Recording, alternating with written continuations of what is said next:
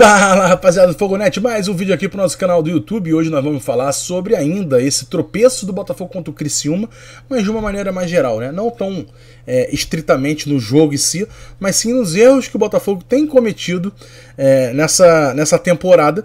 Erros esses que precisam ser corrigidos para que o Botafogo chegue ainda em dezembro, ali, novembro, né, por ali, com realidade, né? As duas taças como realidade, tanto a Libertadores quanto o Campeonato Brasileiro.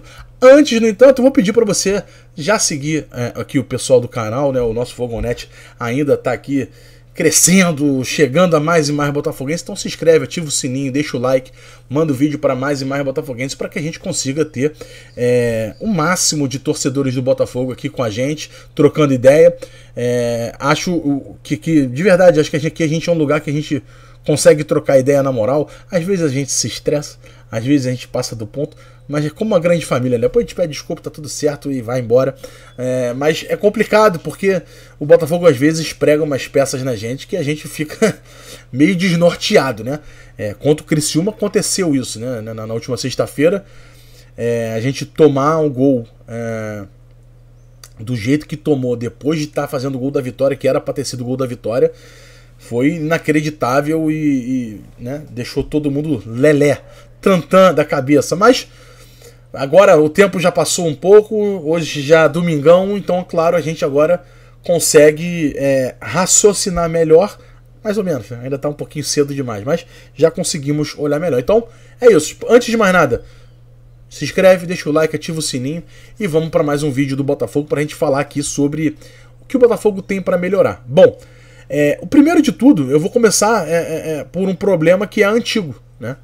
Não é novo, que é a eficiência do Botafogo diante do gol adversário, né? A gente sabe que o Botafogo hoje tem o melhor ataque do Campeonato Brasileiro, um dos melhores da temporada inteira, de maneira geral, não só no Brasileiro. Então você vai me perguntar, então como é que um time que tem o melhor ataque do Brasileiro tem como problema perder muitos gols? É justamente isso que acontece. O Botafogo tem condição de fazer muito mais gol do que tem feito, transformando vitórias em vitórias fáceis, transformando tropeços em vitórias mais apertadas. E aí o Botafogo teria uma situação ainda melhor na competição. Por exemplo, o Botafogo venceu o Flamengo por 4-1 de goleada, e aquele jogo, para quem viu, sabe, era um jogo para 7, 8-1. E a gente falava já nas vitórias, olha, esse tipo de situação o Botafogo tem que corrigir, porque o Botafogo, em algum momento, pode sentir falta desses gols perdidos. E aí vai lá, já aconteceu, por exemplo, contra o Grêmio, né?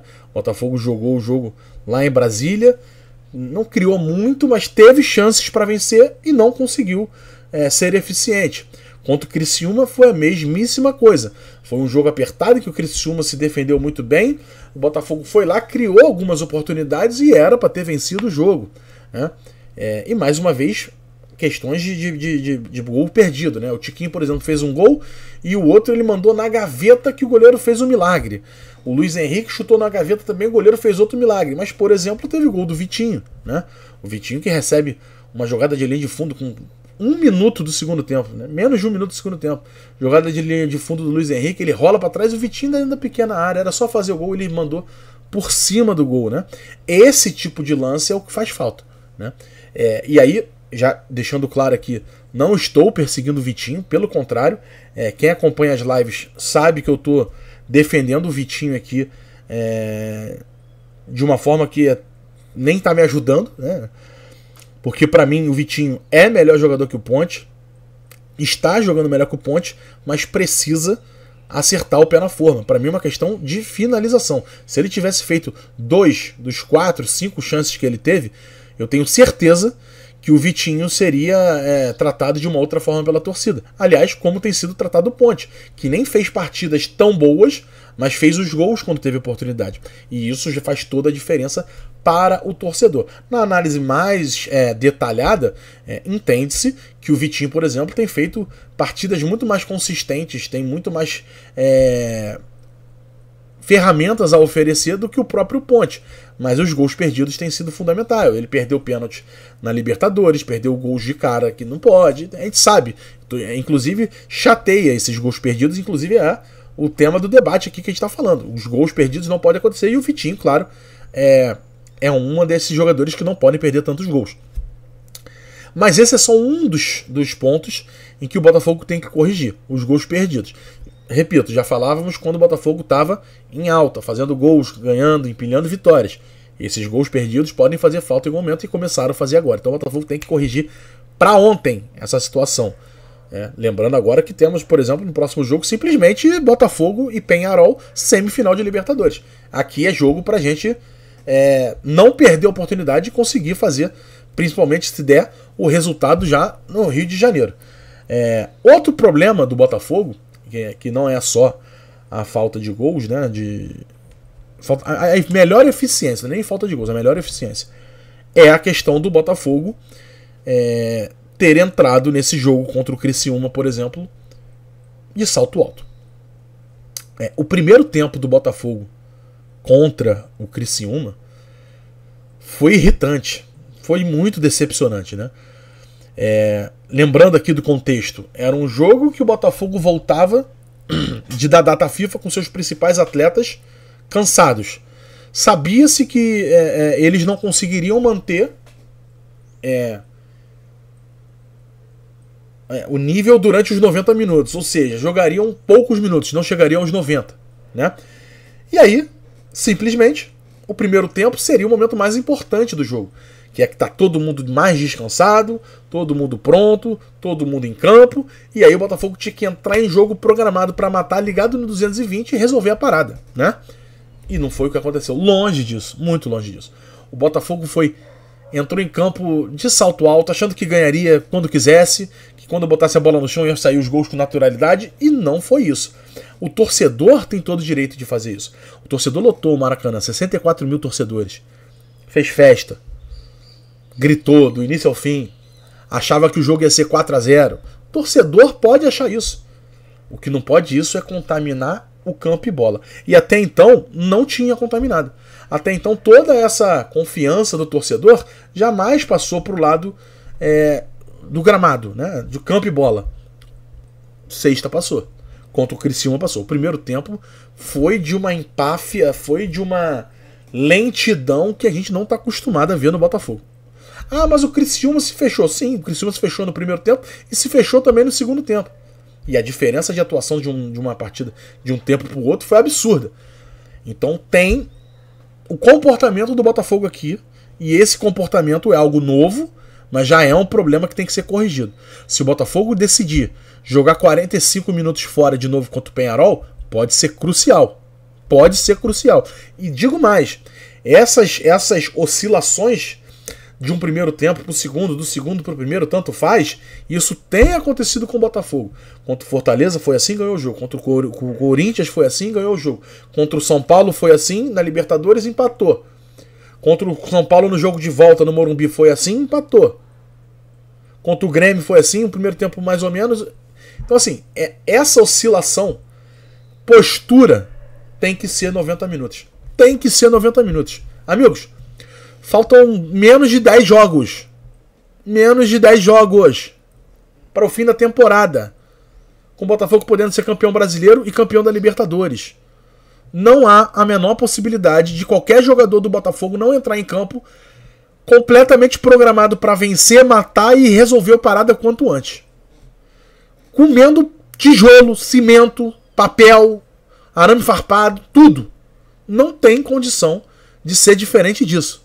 Não pode ser diferente disso. Contra o Criciúma, o próprio Tiquinho falou no final do jogo que o Arthur Jorge foi no intervalo e largou o aço no vestiário, porque não gostou da postura do time. E nem poderia gostar. Foi horrorosa a postura do time. Isso não pode mais voltar a acontecer. Não tem condição. Se isso voltar a acontecer, o Botafogo pode...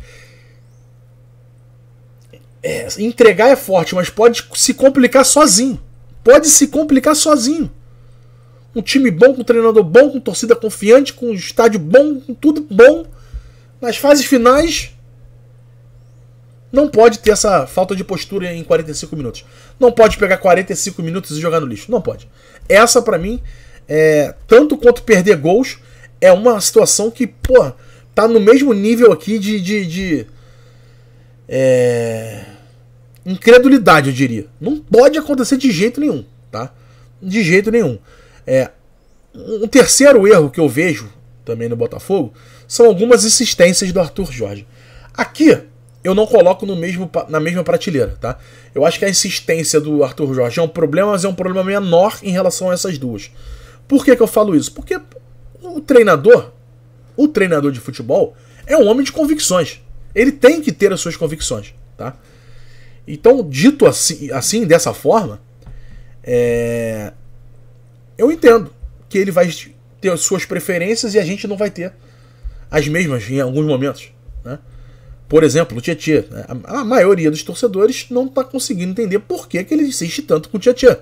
O Tietê já jogou de lateral, já jogou de ala, já jogou de ponta, já jogou de volante, primeiro, segundo volante, meia, só está faltando jogar de centroavante, né? Então, essa insistência com o Tietê, por exemplo, é uma coisa que muita gente não entende. O Tietê, para ser bem sincero, de todas essas posições que ele jogou, a única que ele foi realmente bem recentemente foi de lateral. De fato, foi muito bem. Na dele, não tem jogado bem, não tem mantido o mesmo nível.